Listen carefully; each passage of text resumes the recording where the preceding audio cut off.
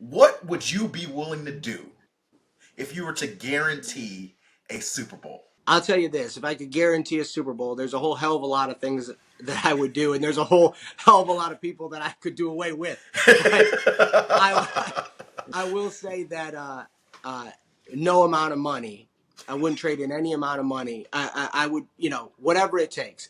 I'm not gonna, harm myself Gotcha. and or anyone else for that matter.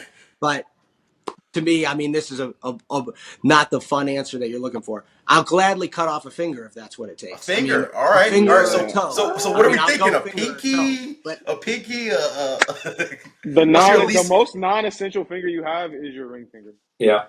and then I could part ways with my ring finger for Okay. sure. You would So still do so so everything. Joe Kasper's willing to part with this ring finger if it means to guarantee a Super Bowl. Is that Yeah, correct? if I could guarantee it, I've got a good buddy of mine. Yeah. Okay, this is a good story. I've got a really good buddy of mine who's on the show, not Real Housewives, Vanderpump Rules. Okay. Yep. He's married to Shayna Shay on Vanderpump Rules. And Brock had a horrible accident. Brock Davies Mm-hmm. had a horrible accident as a kid in Australia where he lost a finger, maybe two fingers. He has had a great life without those two fingers. I will part ways. I will trade in two fingers for a win on Sunday. There we go. Two So fingers to I guess guarantee a I kind win. of went into this thing thinking zero self-harm, zero sacrifice, but I'll part ways with two fingers. He seems to be doing just fine. So I could part ways with two. This time of year is often about the word you just said, opportunity. But now seeing it happen in real life, I'm like, oh yeah, this guy's pretty amazing. Every Super Bowl is kind of different in its own way too. It's awful hard to hamstring tackle when the guy is jumping over you.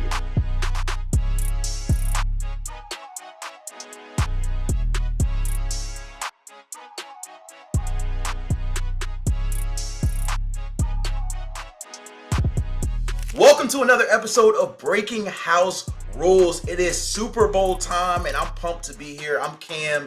We got Vaughn, we got Dre, and we got a special guest in the building, fellas.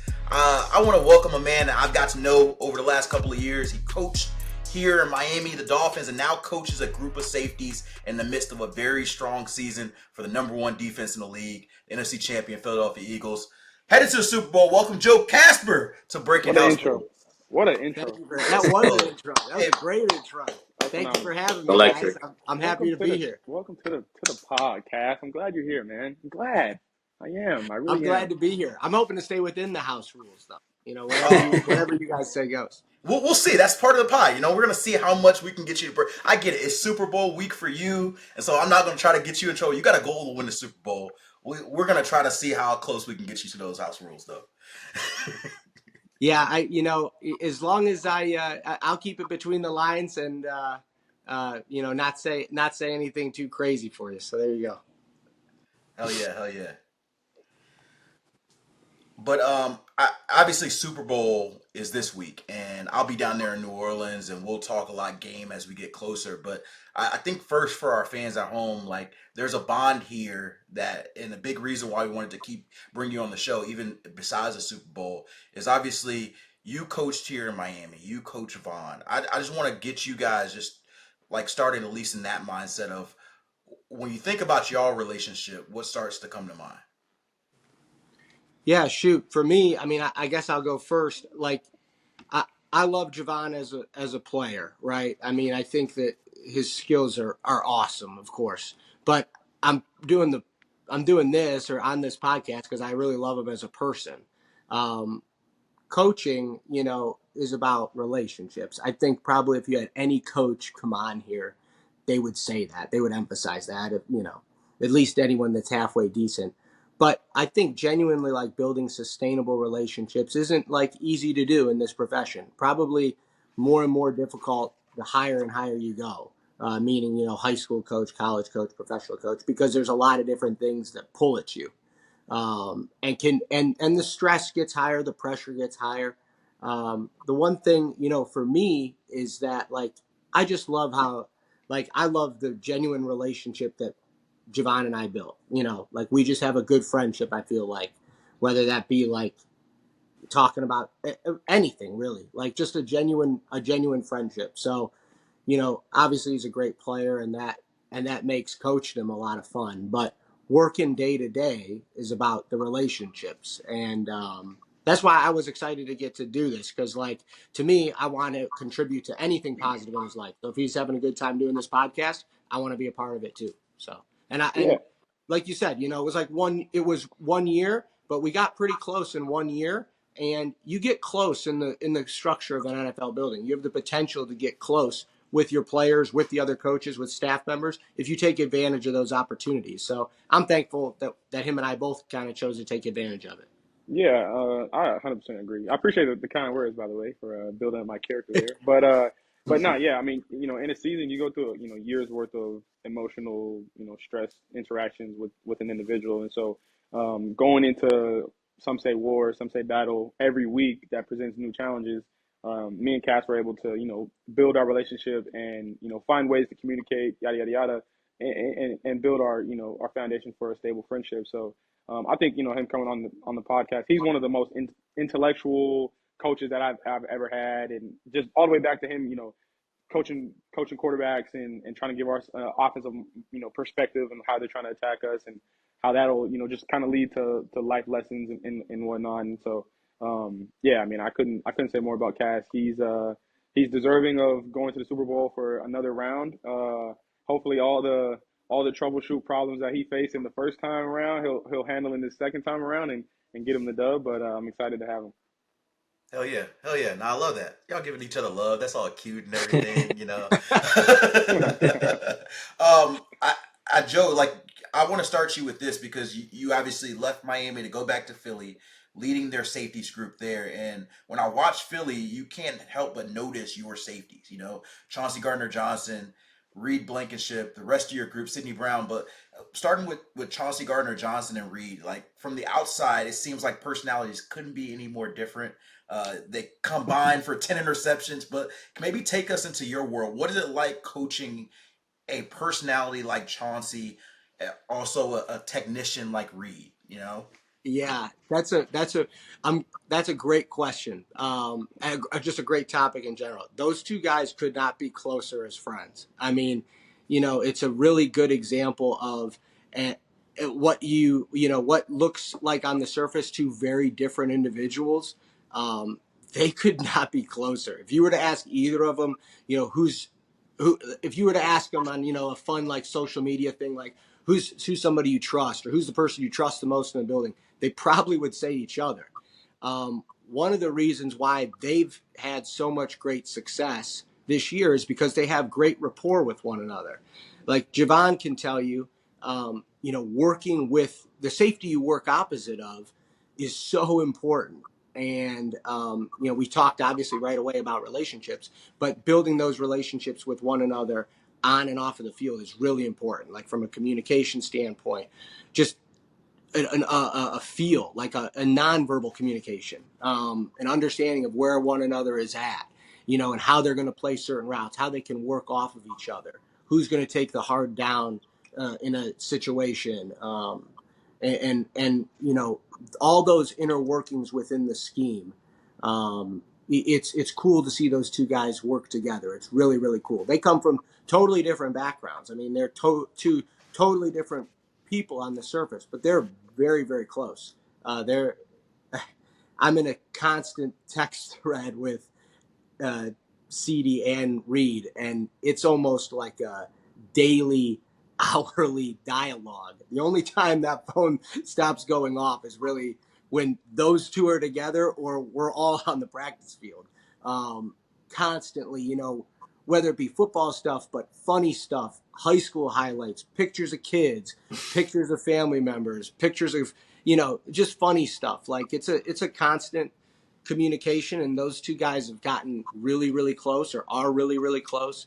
And I'm the beneficiary of it, right? Like for me as a coach, it's easy to work with them because they play off of each other really well and can influence each other a great deal positively. Yeah. And things have gone well for them this year, knock on wood. So with that being said, it's been really, really a lot of positive between the two of them, to be quite honest with you.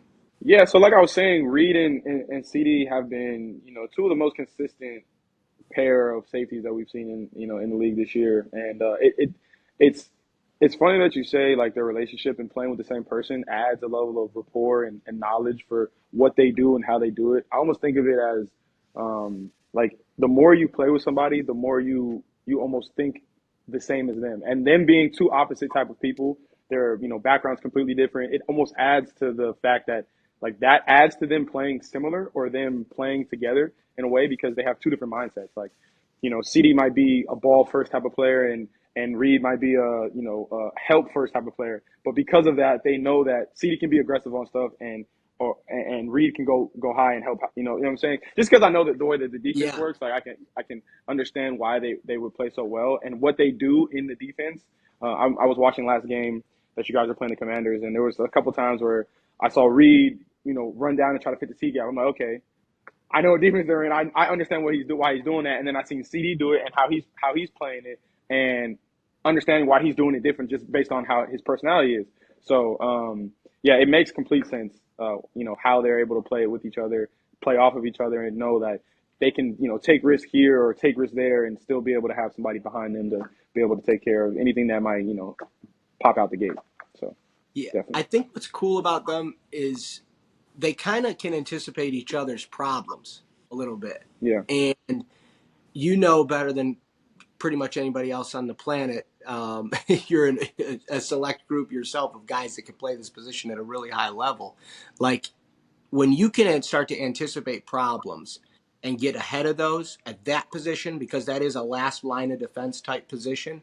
A lot of times the plays that have to be made are plays that you don't necessarily see. Aren't necessarily. They've been fortunate to capitalize on 10 plays this year, right? 10 interceptions. Right. And a multitude of tackles and fumble recoveries and forced fumbles, and they've forced the issue on those kind of things to generate production, which is outstanding.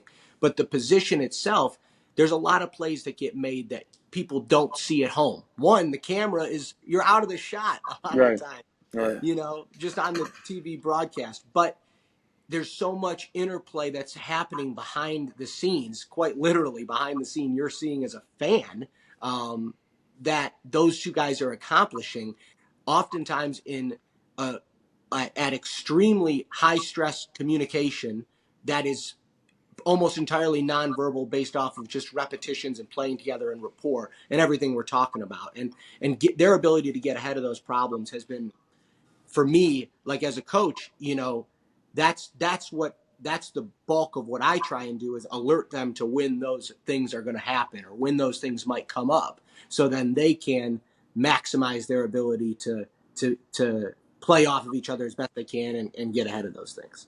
Yeah, no doubt. I think that's that's a big part of people not having a trained eye. Eric Spoelstra said this a couple years ago. Like the untrained eye is not going to be able to see, what being a safety is or what it really means. I mean, back in the day, if you come across the middle, you're going to get decapitated, and that's what a safety had been before. That's why Bob Sanders was able to get a Defensive Player of the Year. But when you watch the game now, and the level of physicality is almost removed from the safety position, there are things and ways that different schemes ask safeties to capitalize and use their skills to like you said, nullify problems that may pop up that safeties do that people don't see because we're off the screen. You can't hear the audio. You don't understand what's going on at a level unless you've been in the defense, unless you're a coach and scheme wise. And because at the end of the day, defense is the same whether you make the mic backer go out to the flat or make the fullback go. It's still the same. So the untrained eye won't see those type of things, but when you're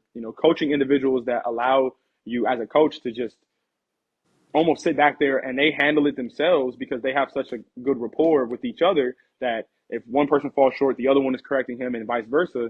You almost find yourself just adding in tidbits here and there, but they're almost out there playing and correcting problems themselves. So it makes the problems go a lot faster.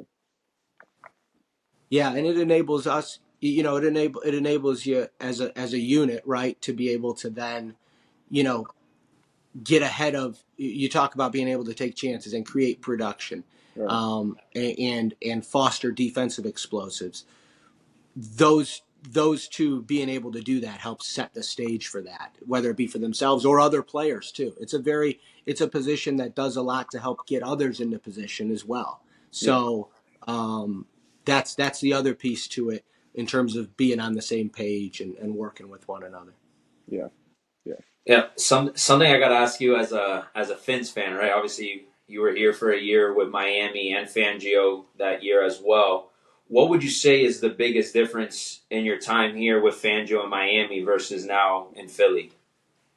Yeah, Vic, I don't know if there is a whole bunch of difference. I think, like, to be honest, there's so many things that happen in the course of an NFL season, like plus, minus, high, low, all these little interactions that happen with one another, whether it be player to coach, coach to player, coach to coach, player to player. Like, we're just such a collection of all these different moments, right? So to me, I don't know if it's like, I don't really think of a whole bunch of differences. Like, I just think that the way things happen or the way things go or the way that, these collections of moments fall a certain way, you get sometimes a certain product, you get a certain result, and then a collection of moments doesn't go the way you want it to go at a certain time, and you don't get that product or you don't get that result. I don't think, and it's not as simple as everybody wants to be able to say at some point, like, hey, A plus B equals C. It's never that equation. It's there's so much, there's such a, and we've talked a lot about relationships. Like, there's so many different relationship pieces to this thing on so many different levels with so many different dynamics that I think sometimes, like, you know, the thought process of there being like, oh, everything got changed or everything remained the same or this worked or this didn't work. Like, I think that's short-sighted. I think sometimes it just is what it is, to take a line my father would say a whole bunch. It is what it is. Sometimes it is what it is. Yeah. Different things set up different scenarios. Would you say to me, it's like Joe, let me ask you okay. this, I guess, to piggyback off what Dre was saying there, because obviously you guys have the #1 defense in the league. I think you guys were pretty good under Vic in Miami, but as he left, there was the question of, okay, Vic's an older guy. He's done this his way for a while, and it's a new age of players. How have you maybe seen, you know, that element evolve in Philly? Like you got some personalities. You got Chauncey, you got Jalen. Like, how have you seen him manage personalities and maybe they adjust as well to maybe his style or his personality? yeah, yeah. I mean, Vic. To be quite honest, like, he's a great mentor, a great leader, a great schemer of defense, and somebody like, the thing that about him is that he will change and adjust. So whether it be, you're talking about, a lot of times I think people have a misconceived perception that old coaches won't change Right. or old coaches are set in their ways. Vic is not that way. He's not set in his ways. He will adjust. He will change. He will tweak things. He's the thing that I've learned from Vic, from being around him over these past 3 years, really, because kind of counting the first year in Philly, but not really. So, or his 1 year in Philly. So the past 2 years, the thing I've learned that separates him from every other coach I've ever been around at any level is he is never too attached to something that he can't walk away from it and try something new or try something again or change an approach. He is willing to do that. And I think that a lot of times that, to me, has been a great lesson, because for me, it's like, as a young coach, you don't want to get pigeonholed. I'm going to coach this style, this scheme. This is the way I'm going to do things. This is what my presentations are going to look like. This is it, X, Y, Z, and done and done. And I'm going to do that for the next 40 years. And for 10 years, it's going to work. Then I'm going to have 10 lean years. Then the next 10 years, it's going to come back around and work again. Vic doesn't do that. Vic will reinvent the wheel every year if that's what it takes to be successful. He will commit himself to reinventing the wheel again and again and again. And, from a relationship piece, I think that the age gap, it hasn't really been a thing. I think, he's kind of a grandfatherly type figure in some ways, but he's had so much energy this year and so much what would you say, like just passion. You could just feel it, and that's really helped set us up, in a lot of ways, because he brings passion and he brings energy, and it's been really well received by these guys. And that's not to say in Miami he didn't bring passion and energy. He did. He brought a lot of passion and energy in Miami. He did, and I think that we had a lot of success. I think anytime you're talking about an NFL season and you're talking about things going well or things not going well, or this, that, the other, guys getting hurt and things like that, I thought I look back super fondly. It was a top 10 defense, and I think that helped set the stage schematically for some things we continue to do and things that I've learned. Yeah, I think a testament to Vic's long career is his ability, like you said, Cass, is to consistently adapt. Every 10 years. Because when he first started, he was a linebacker coach with the Saints. Sam Mills was his guy. The game was different back then. It was a different level of physicality. Schemes were different. Offenses, personnel was different. So him going from that to now, where it's people are jet motioning, air raid offense. Some teams won't even bring in a tight end. They'll go 10 personnel the whole game. I think that's just a testament to him being a coach and being able to adapt with the time. Him as a leader, as a mentor. There are certain things that he does where like you could tell he's from an older generation just by the way that he explains the game. When he first came to Miami, he was talking to us about the way that we watch film and how he was back in the day. They didn't have you can bring film and shit like that at home. You couldn't do that. So everything you had to watch was at the facility. So he told us watch everything at the facility. And if you watch the right amount of film in the right way at the facility, you won't have to watch anything at home because you're going to be prepared here. If you watch tape in the right way, explain it to us, where the personnel is on the Exos app and, what the call is down and distance, like just small things tidbits that you could tell he was around when these things were first getting introduced. And nowadays they're not even mentioned. That's just to add into him being a teacher and his level of knowledge of the game, how to teach the game, how to explain defense. Like everybody's gonna have a hard down at some point in the down, but our job as the other 10 is to help the one person have that easier down, even though his job is the hardest. These are just lessons that he taught me in his tenure in Miami that I take with me. In this year, and I'm gonna take with me for the rest of my career. So.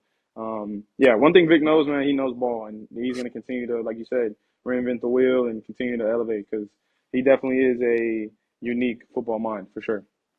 The one great thing about Vic is Vic could literally coach any position on defense. Literally, he could coach any position on defense. Yeah. So to me, like I'm like at the most extreme detail. He could go sit in the D line room and coach any D lineman, any technique, hand placement, leverage, all that, without question. First step, where your eyes need to be at every position.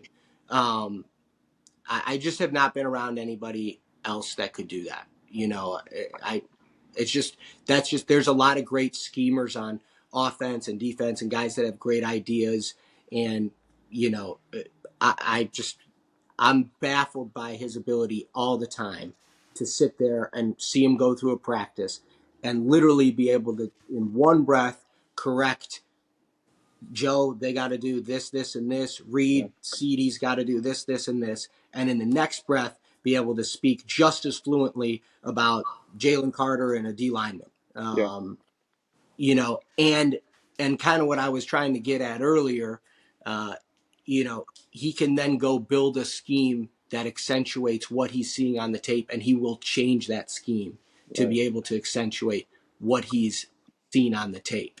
And that is, that's special. That is professional coaching. Yeah. I mean, it just adds, like when one person can knows everything. He's the spear point. He's the tip of the spearhead. You know what I mean? Like it adds direction because he can sit in the coaches meeting and say, I want this position to do this. I want the front seven to do this. I want the back end to do this. And then the coaches can add their opinions from there. But when the leader of the defense has a direction, he knows from top to bottom what everybody is supposed to do, where they're supposed to be, how they're supposed to line up, what technique they're supposed to use. It gives the players direction because they know that these fine details are coming from the individual that's installing the defense from his mind, and he's the one that's putting it together. And if it doesn't work and I feel like something else can change, then I'm going to go to him and I'm going to ask him, and he'll be able to maneuver or change what needs to happen so that everybody can be successful and that problem can be nullified. So, yeah, man, I think I definitely Vic's one of the best defensive coordinator football minds in the league, and you can see that in the way that he coaches and the way that his defenses produce, and that's the reason why they're back in the Super Bowl because of that reason alone. So, speaking of Super Bowl, let's talk about it. You've got 2 weeks to get your team ready, to get your secondary, your safeties ready for Patrick Mahomes. I remember when we played Pat and the Chiefs in Germany. Talk to us about what's the mental aspect of going against an individual of that caliber, against both Patrick Mahomes and Andy Reid, and then how do you physically try to put your guys in a position to be able to be successful against them? Well, first, I mean, I'll take the second part of it first, right? Like physically, 2 weeks to prepare. I think it's important that you pace yourself and you understand that this is an opportunity for you to get your body right first and foremost. To use that time to do the extra prehab and rehab work that you need to do.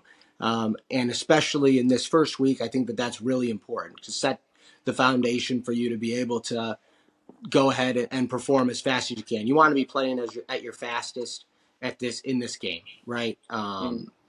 And your healthiest. So that's first and foremost.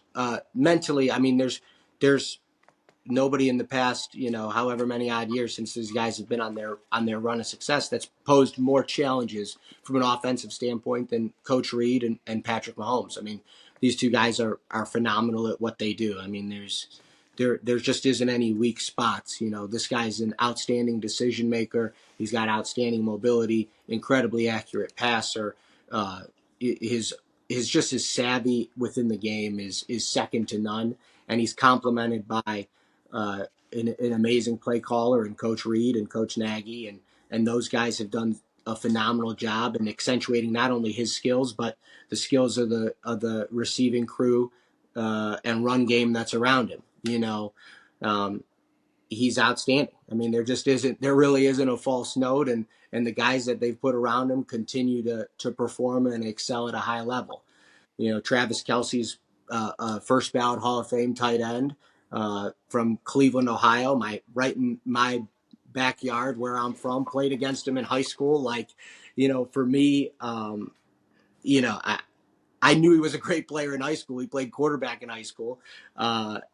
But I never could have imagined that he'd develop into the amazing player that he is now. And obviously him and his brother mean a whole lot to his brother specifically mean a whole lot to Philadelphia too.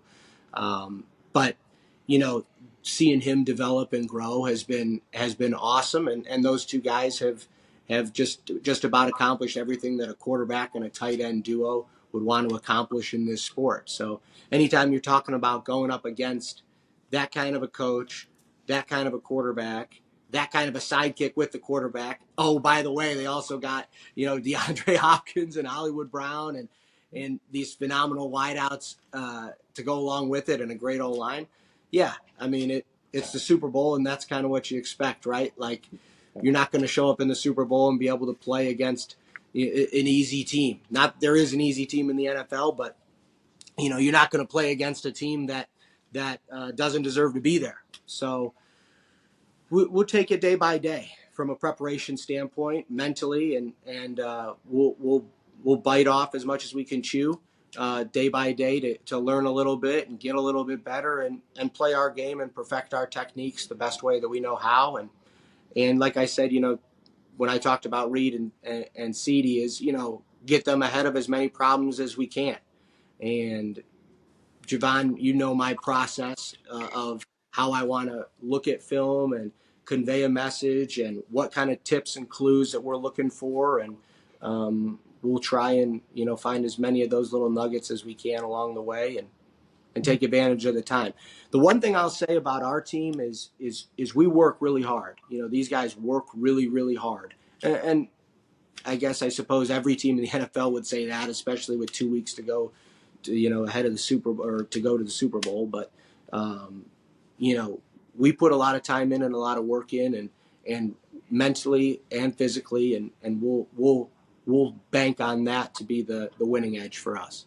Battle of Ohio, Joe. Battle of Ohio. You and Travis Kelce. I didn't know that was gonna be that was an element of this. I'm gonna tell you right now. My matchups at Menor High School versus Cleveland Heights went a whole hell of a lot better than my matchups against the Kansas City Chiefs. Gotcha. Okay. All right. Hopefully, you could translate some of that and the energy from those high school days into Super Bowl Sunday. You just got a mindset of like, this is my high school rival and not Patrick Mahomes and the Chiefs. Joe, as you were describing like Patrick Mahomes and Kelce, like a part of me just was curious. I've seen the Chiefs play the last couple of games. And after the games, you heard the Texans and the Bills kind of comment and say, we knew we were having to play, not getting any calls. And it's become a narrative outside the league. Do you tell your position group, your safety, CD Reed, anything about that? Especially those borderline plays on the sideline. Do you tell them to play it any differently, playing this team, playing that quarterback? Patrick Mahomes is going to maximize his ability. I don't get caught up in officiating one way or the other. I really don't.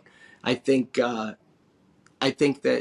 I watched. I was, as a matter of fact, I was watching a cut up of the one of the multitude of cut ups, and I thought, man, they kind of got screwed on this call, meaning the Chiefs. And then I saw the next play, and I thought, man, they called holding right there. I can't believe they called holding right there. Like, right. I kind of was like, I was like, man, it was in the juncture in the 2-minute drill segment, and I thought, man, and they overcame it and still scored, of course. But yeah, I don't get into that too much. I think Patrick Mahomes is gonna maximize his ability and maximize the rules of the game, and we're gonna play within the rules. For sure. I guess to piggyback on that, and I think our viewers at home know this a little bit, and you can kind of tell from my flag. I grew up an Eagles fan. I don't talk about it a ton. Smart for man. My job, because you're supposed to be unbiased as a reporter and whatnot. And I will be this week. But like, as you don't have to be unbiased. He's sounding biased right now. The reason I say that, as a matter of fact, when you cut this podcast up, only show the good parts of me, and you could even as much pro Eagles as you can. They're all good Eagles. But the reason I say that is because, like, when I talk to like a lot of my family and friends who are all Eagles fans for the most part, like a lot of the talk is just about like the wows of Saquon Barkley. And you see it from this side. You obviously had to see it, a coach a couple years ago facing him. Like, can you take us into like maybe your experiences of him, on that side? We're seeing it through TV, but you're seeing it in practice. You're seeing it in the building. Like, what impact has he made? Like, is there a story that stands out of Saquon this year for you? Yeah, there's a million stories. This guy's amazing. He's, I actually met Saquon the first time. One of my good friends and another player that I have a really great relationship with is Daniel Jones. And Daniel and I would get together in New York every offseason and play golf and hang out. And so I had actually gotten a chance to meet Saquon before ever getting a chance to work with him. He's as good of a leader as you're going to find, not just in sports, just in general. The guy is awesome. He's fun to be around every single day. He brings great energy. He's got great passion, and he's a phenomenal player. The funniest story I could tell you is obviously Daniel got to come to one of our playoff games, and I got so pissed because Daniel did not tell me that he was coming to this game. And Daniel and I are like pretty close. Like I would expect him to tell me. And Saquon kind of threw it in my face that he was coming to this game. And oh, didn't you know I was hosting Daniel for this game? Where's your boy? Like, oh, why'd your boy blow you off? And I'm like, Jesus, man, like you cut me out. And I was pissed at him about that. But that to me like says everything you need to know about Saquon, right? Like here's a guy on another team now that has built such a great relationship with this guy. He just wants to be around him. He wants to cheer him on. And, he wants him to do good. Like, hey, and believe me, there's nobody that wanted to beat the Philadelphia Eagles more when he was the New York Giants quarterback than Daniel Jones. Nobody on the planet. So for him to sit in Saquon's suite, and Daniel wasn't rooting for me when I was with the Eagles at any point. So whether he was against us or not or what, but as soon as Saquon came around, he started rooting for the Eagles, I guess. So, that's the impact of Saquon Barkley. He can make you feel like just $1 million, and he has a special ability to just make you feel like an incredible person because he's an incredible person. And, he obviously has done that with his relationships throughout. And I'm thrilled to be a part of it.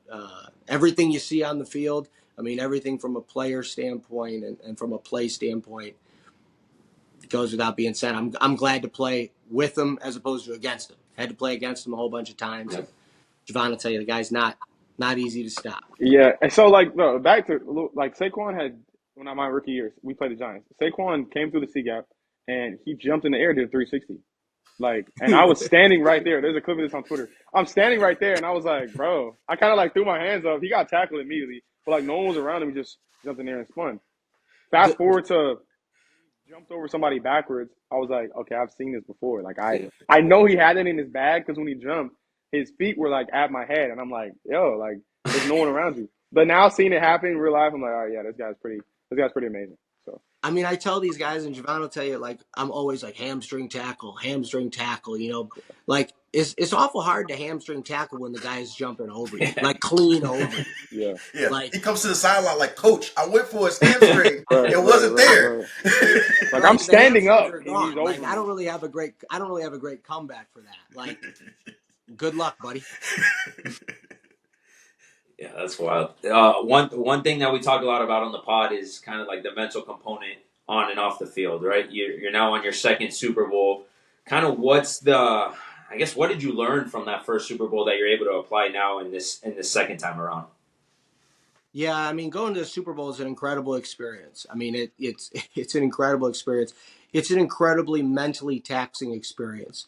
I would say the critical things that I learned from the first time was get ahead of all the baloney, the garbage stuff, quote unquote, as early as you can, meaning tickets, who's coming to the game, who's staying at what hotel. As a player and as a coach, there's so many people that want to be a part of that experience, and you want to facilitate them being a part of that experience. And you have so few opportunities to get to this point. It takes such a special, we talked about earlier, all these little nuggets have to go kind of a certain way for you to have success as a player or coach. So to get to this point, you have to have a lot of things break your way. So you don't want to do anything now in this moment to jeopardize that. You want as many people to be a part of it as you can. So you kind of have this strain of, getting everything done while at the same time also facilitating, your mom coming down, your aunt and uncle coming down, whatever have you. So get out ahead of that as early as you can. The other thing I would say for sure is that the game is definitively different. It's different than the other games that you play in all year. The commercial breaks are all longer. The halftime is longer. Sure. The pregame is longer. When you get to the game is earlier. Jevon, you may get to the game 2 hours before, an hour and a half before. For the Super Bowl, because of the police escort and the security, you're there 4 hours before. That's a totally different routine. You go in at halftime, you might get 2, 3, 4 adjustments and out.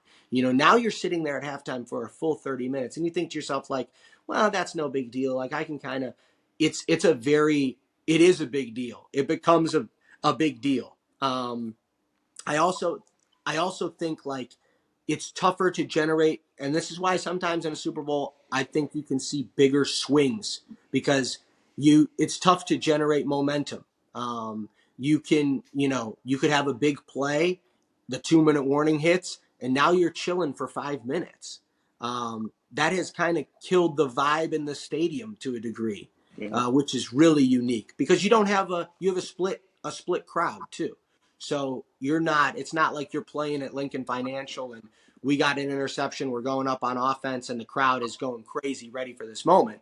We've maybe gotten an interception, we're going up on offense, and now we've been standing around for 5 to 8 minutes, of a break.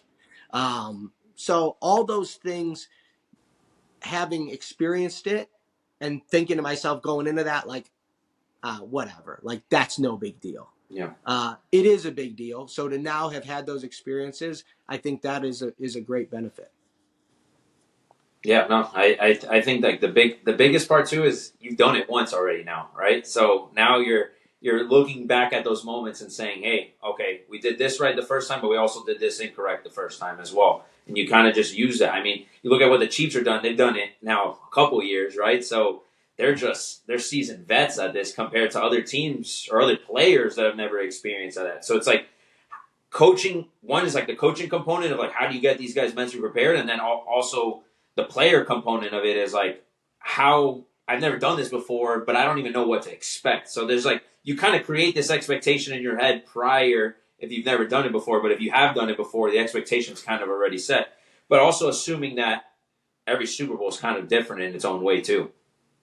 Yeah. I mean, every scenario is unique, where we're staying versus the bus trip in Arizona, from a hotel to the practice field and how long that takes. And all those things are different. All those things are different. Yeah. So you try and get out ahead of those or have an awareness of those things now as best you can. And obviously, the Chiefs have been fortunate to be in this game a whole bunch of times, which is, really cool for them. And, I think back to my high school coach a lot. We were really successful and had an opportunity to go to a bunch of state championships kind of in a row. And, that's 5 extra weeks of practice in high school. And, for all these teams, I think about the practice squad guys on our own team right now. Think about how much more football they're playing, how many more reps they're getting in practice, how many more times they've gone through Indy. And there's a whole group of practice squad players that are on the other 30 teams that haven't had now 2 extra weeks, or 28 teams that had didn't have 3 extra weeks, or the additional NFC and AFC championship weeks.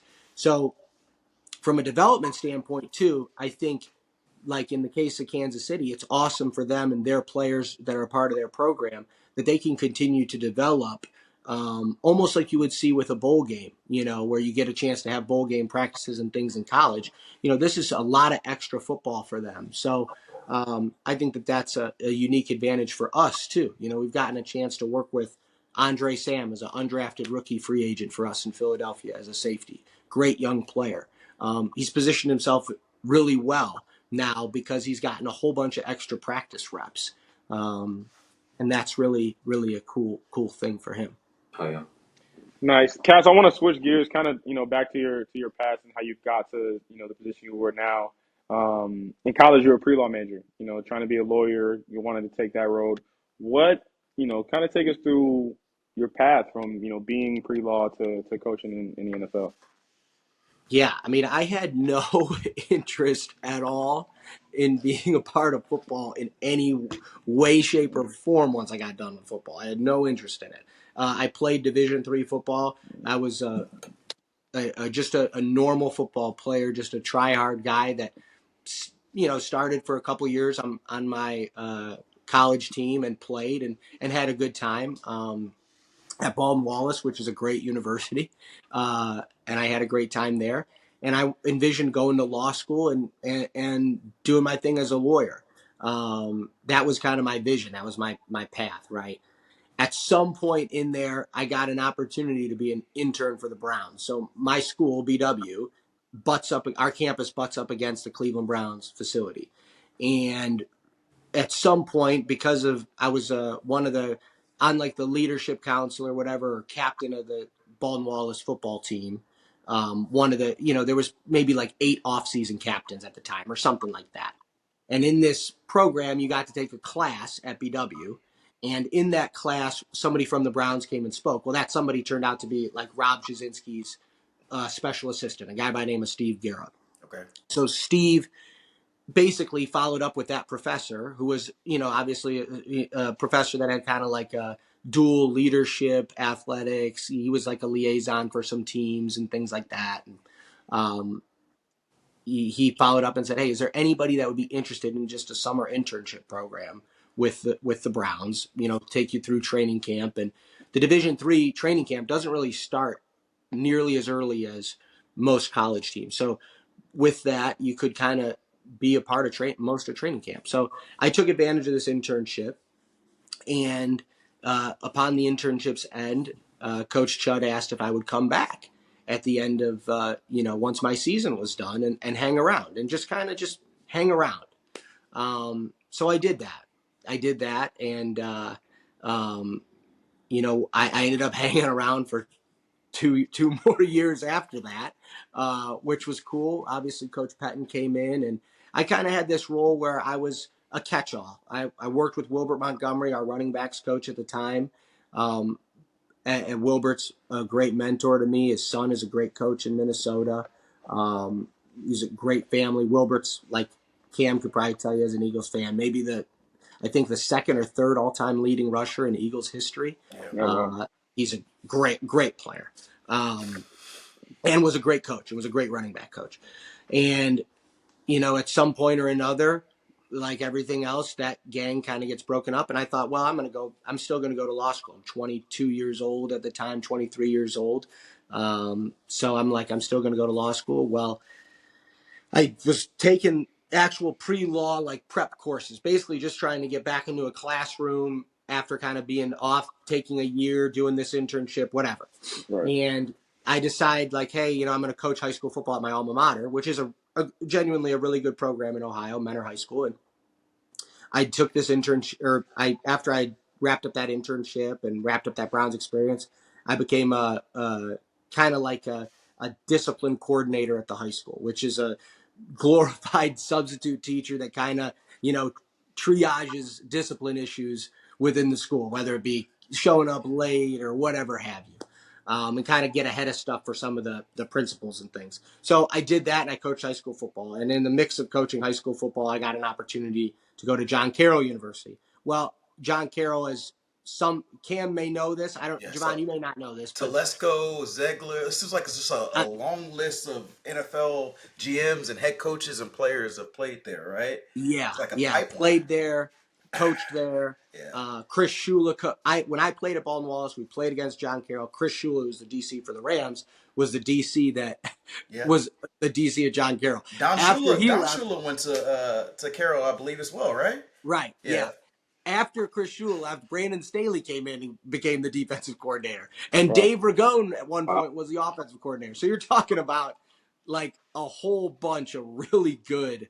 And I'll have you know, at Baldwin Wallace, I had a winning record against those guys and John Carroll. I will have you know that. Yes. But I want that on record. Yeah, absolutely. But so after that experience, I coached at John Carroll for a year. And I coached receivers at John Carroll. And then I got an opportunity to go to Duke University as a grad assistant and work in the secondary. And that's kind of where things, took off for me, right? I worked at Duke for 2 years in the secondary. Then I worked with quarterbacks and Coach Cutcliffe directly, which was awesome. And that experience going from defense to offense was the most beneficial thing for me personally, because now you're really starting to see the game, especially with Coach Cutcliffe, because he's coaching quarterbacks. His list of quarterbacks he's worked with is, I don't know if there's anybody's list looks better. Peyton Manning, Eli Manning, Daniel Jones. It goes Heath Schuler. It's an impressive list of quarterbacks, obviously, and I'm sure I'm leaving out other guys that are really good. And I learned a ton kind of sitting at his knee, learning from him. And that was an awesome experience. And At the end of that year, I got an opportunity to go with Jonathan Gannon to come here to Philadelphia. And Jonathan is a Cleveland guy too. So Jonathan became the defensive coordinator of the Eagles, and the rest is kind of Eagles to Miami, Miami back to Philadelphia. But the rest is kind of history from there. Jonathan, I did not know prior to getting a chance to meet him while I was with Duke, despite us growing up kind of close to one another. And he's turned into one of my best friends. He's an absolutely wonderful person, and he gave me an amazing opportunity. And then Vic gave me another amazing opportunity. So I've been fortunate. Coach Cutcliffe to John Gannon to Vic Fangio. I've been really, really blessed to have great, great mentors that have helped educate me along the way. Yeah, what a journey. What a journey, man. I'm glad that you didn't go to law school. I'm Yeah, glad that you did this. Yeah, I think I don't know. Maybe you would have been a great lawyer, but I think that you chose make the right choice on your path. I think there was points on the practice field in Miami that Jevon had wished I had gone to law school. there was points where he was like, you know what, I wish this guy would have went to law school. It would have been a lot better for him and me both. I know we have the big game left for you, but this time of year is often about the word you just said, opportunity. And a lot of reports come out saying, hey, Kellen Moore, once Super Bowl's done, may get the Saints head coach job, the lead candidate sort of thing. Obviously, through all of this, winning comes promotions. For you personally, I'm just curious. Obviously, I'm sure you have aspirations of evolving in your career, potentially running a DB room, potentially running a defense, maybe running a team eventually. How do you balance all of that? Like maybe your perspective of career advancement as we go through this period, along with obviously, having your main goal of trying to lead your group to a Super Bowl next week. You know what? Probably a really boring answer is in zero cliche. I have one professional goal, one, and that is to win a Super Bowl. I have no other professional goals. So for me, I'm very one track mind. I don't and after I get one, I don't know what I'll do. I probably will just want to, right? Yeah. But I literally have a one track mind. So I will tell you, I did zero to prepare to be the safeties coach of the Miami Dolphins in 2022 while I was with the Philadelphia Eagles. Okay. Zero. Not one thing. Not one thing. I was entirely focused on being the best assistant linebackers coach and quality control coach for the Philadelphia Eagles. So for me, I don't know if that's to my benefit or to my detriment. I don't know. But I don't think one thing about opportunities elsewhere. I really don't. And maybe that'll bite me in the ass. But we're sitting here a week away from my one professional goal. I haven't texted. I haven't texted back. A lot of people. I mean, I haven't called people. I just don't do that. I don't live in that headspace. I want this bad, and that's it. So for me, it's pretty simple. For sure. And for people who work as hard as they do, good things happen without you having to force them, And I think that maybe is in the picture for you. And I'm glad you think that way. But since you said that this is your one professional goal, it made me think, and let's have some fun with this. I remember like 5 years ago, Mike Vrabel went on a podcast with Bussin' with the Boys, and they asked him, what would you be willing to do to win a Super Bowl? And through conversations, we're not busting with the boys. We wouldn't have led the conversations with that. But he gets asked, would he be willing to cut off his member, his penis, to win a Super Bowl? And he agrees and says, yes, I would be willing to do it. Luckily for Mike, he hadn't had to live up to that. He hadn't won a Super Bowl, so he hasn't had to live that up. But what... And I'll start with you, Joe, on this. And I'm curious, Dre as a Dolphins fan, Bond as a player, what would you be willing to do if you were to guarantee a Super Bowl? I'll tell you this. If I could guarantee a Super Bowl, there's a whole hell of a lot of things that I would do. And there's a whole hell of a lot of people that I could do away with. I will say that no amount of money. I wouldn't trade in any amount of money. I would, whatever it takes. I'm not going to, harm myself or anyone else for that matter. But to me, I mean, this is a not the fun answer that you're looking for. I'll gladly cut off a finger if that's what it takes. A finger. I mean, all right. A finger All right. or a So toe. so what are we I'll thinking? go A finger or toe. pinky? But A pinky? The least? most non-essential finger you have is your ring finger. Yeah. and then I could part ways with my ring finger. Okay, You can so still do so everything. Joe Kasper's willing to part with this ring figure if it means to guarantee a Super Bowl. Is that correct? If I could guarantee it, I've got a good buddy of mine. Yeah. Okay, this is a good story. I've got a really good buddy of mine who's on the show, not Real Housewives, Vanderpump Rules. Okay. Yep. He's married to Shayna Shea on Vanderpump Rules. And Brock had a horrible accident. Brock Davies had a horrible accident as a kid in Australia where he lost a finger, maybe two fingers. He has had a great life without those two fingers. I will part ways. I will trade in two fingers for a little. There we go. Two fingers so to I guess guarantee a I kind of win. went into this thing thinking zero self-harm, zero sacrifice, but I'll part ways with two fingers. He seems to be doing just fine. So I could part ways with two. I love it. I love it. I think Dion had to cut off a toe or two. He's still rolling good. I think we really just have extras of these things. I think we can get by. My grandfather, so my grandfather, my dad's son, we call him a papa. He doesn't have a index finger. It got cut off. He's military. He works in cars. My dad was in woodshop. He's cutting it's like I don't know what that's, the jigsaw or something, but he's like not paying attention and he cuts off his left index finger. So me and my brother are now the next two men in our family bloodline, and one of us has yet to cut off a finger. That was gonna be mine. I would cut off a finger for it, but if I had to choose something, I don't really want to call bodily harm or anything like that. I'll go bald. I'll shave my head bald, all my facial hair off to guarantee because public figure. So I got to look clean. So I'll go bald. How long is this bald period? Like, I'll go bald. I'll say bald for like the whole playoff run to guarantee. You know what I'm saying? Because you got to think like playing in late in December, January, it's gonna be cold. So I'm bald. Obviously, I gotta defend the element. I would rather, if you ask me this, I mean, I suppose I would shave my head because I said I'd chop off two fingers, but I would rather part ways with a finger than shave my head. I'm with that. Because shaving your head, the hair grows back though. Listen, I'm 32 years old. But look, as you get old, asset that I have. Javon's put some gray ones in here. He's tried to harm me. He's tried to take something from me. Okay, at different points. CD and Reed currently put a lot of gray on this.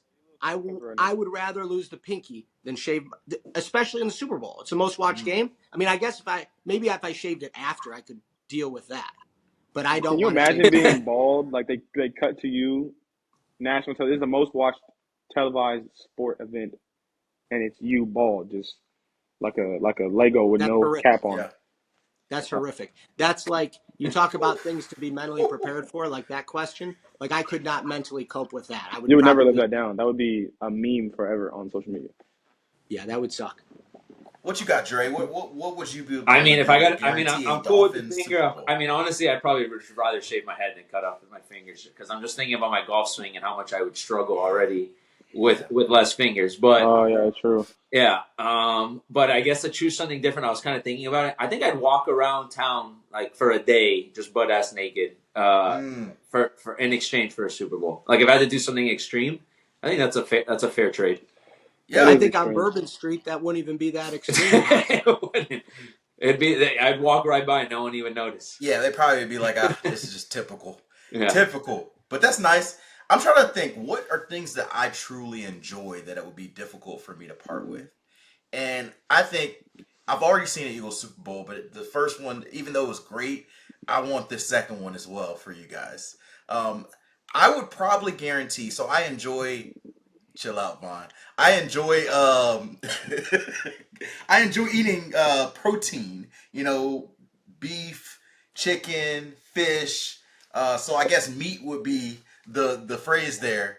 Pause. This is I a would. pause. I mean, I've That's coached crazy. DBs long enough to know that That's somebody has to crazy. pause I this knew man he was right Yeah, like now. going to pause. that point. I had to make clear because But Vaughn is guy gonna like, has to kill me. Jesus, pause right man. Vaughn now. is gonna kill me with the pause. Bro, So talking about like, I would give up meat to win a Super Bowl. That I doesn't would sound give up crazy meat. that sounds. I would give up meat for at least a 6-month period to guarantee a Super Bowl. This is getting worse, just so 6 you know. months, you just got to get back to meat. I would give up the protein version, like beef, chicken, fish, all of it.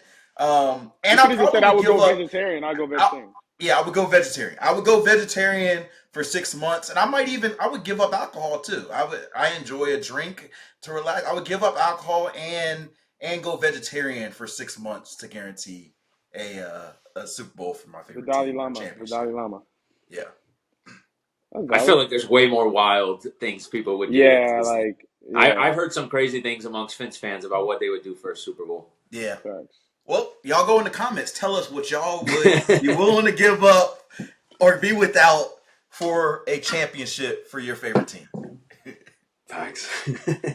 Dre, I think we're getting towards the end here. Yeah. I think we gotta go ahead and wrap up, Joe, with our ending question we love to end folks with. Yeah, we talked about it in the beginning of the pod. Obviously, breaking house rules is the the pillar of all of this. So, what was your favorite house rule to break when you were a kid? Oh boy, house rule to break. So infamously, I will as a kid I would play like I'm an only child, so I would play by myself and have an imaginary football game going on in the living room. So or an imaginary we didn't have a huge kitchen, but you had a I don't know what kind of floor it is, but you could slide on your socks on the floor. Okay. And there was an island in the middle. This is a small island. Yep. But I can remember during the Olympics, pretending to be a figure skater at a speed skater, not a figure skater, a speed skater, and going fast around this island. And I would do that I would crash into people. I'd crash into, the dog. I would crash into the dog bowls. I would imagine that a hoop was above the door frame, and I would have a mini ball, and I'd be playing a basketball game by myself, and I would just have reckless abandon in this, totally reckless, diving into the couch for a game-winning touchdown. So my number one house rule to break would be just mass destruction, because I probably got yelled at more for doing that and just causing chaos while people are like, what the hell is this kid doing? That was probably the number one house rule. Stop running in the house. Stop running in the house. Yeah. Stop playing in the house. Stop playing Good in the one. house. I could definitely Go relate to outside. Yeah. Yep. It sounds Oh, like man. you were swerved in that corner. Whoa.